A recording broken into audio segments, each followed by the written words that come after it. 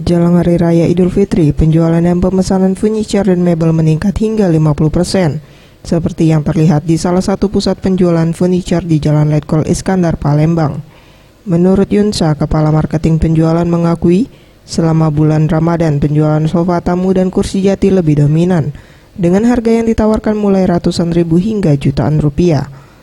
Pengiriman barang selama bulan Ramadan 80 produk per hari atau meningkat 50% dibandingkan hari biasa. Sementara untuk mendapatkan kebutuhan furniture ini, masyarakat lebih banyak memilih pembelian dengan cara kredit.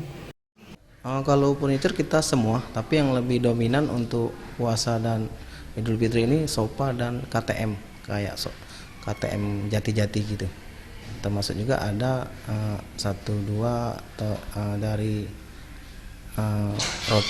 rotan juga ada. Yang jelas yang paling banyak itu jati dan sofa.